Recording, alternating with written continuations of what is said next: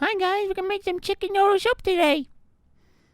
Start with 3 tablespoons of extra virgin olive oil and put 1 piece of onion in to make sure that it's hot. You don't have to do that.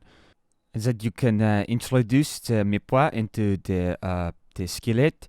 I cut up about 3 carrots and 2 stalks of celery, 1 medium onion, and 3 tablespoons of olive oil. Just make sure this is all nice and coated. It's over medium heat. Add a little bit more oil if you need to, if you see it drying up, and just let it cook down. And if you need to create some more on-air time, just slam the front of your lens on the pot. I have some chicken stock here. It is a quart of the fresh chicken stock we made, and we're going to pour that in, and we are also going to put in about a cup and a half of water.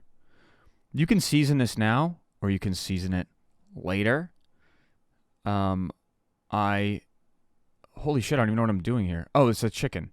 So the stock is brought up to a boil / simmer, and then the white and dark meat, which we cooked in the stock, half of the chicken, you're just going to want to pull apart and reintroduce to the liquid so that it can, certainly rehydrate a little bit and, reheat. So right here, I'm salting the soup. And just be pretty liberal with it, because when I made the chicken stock, I don't put any salt in it. There are peppercorns in it, but you want to hit it with fresh pepper and salt at this point, and then some fresh parsley, just to give it a fresh element and a little color contrast. Obviously, no chicken noodle soup would be complete without the noodles, right? So I have here the DiCecco egg pappardelle or the Manischewitz extra wide noodles. So we're going to go with these, the latter. We've used the DiCecco before. It's great.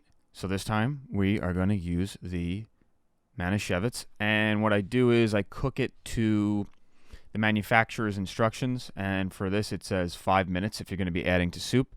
I cook it for 5 minutes. And then what I do is I rinse it off with cold water and put it in a container with ice water that I've filtered and strained, because certainly any residual starch is going to be washed off. That's not going to impart itself to the soup.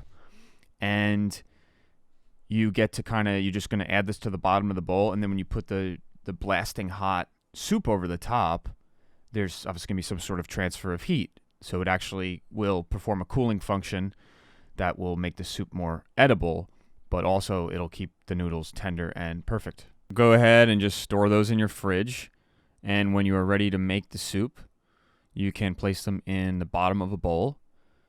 I'm not gonna decide how much to portion out for you, and then just put your hot soup over the top, which has, you're gonna let that cook for half hour, 45 minutes on a simmer, just so it, some of the liquid becomes evaporated, but it's just so quick to put together. It's so simple, and look how much better it looks than, I don't know, like a chicken soup at a diner can be great, but look at this, these big, nice, beautiful, big carrots, like logs in there. Beautiful noise. Look how grainy and noisy my picture is. All right, a little short one, but thank God sometimes I'm exhausting. Thanks for joining me, guys.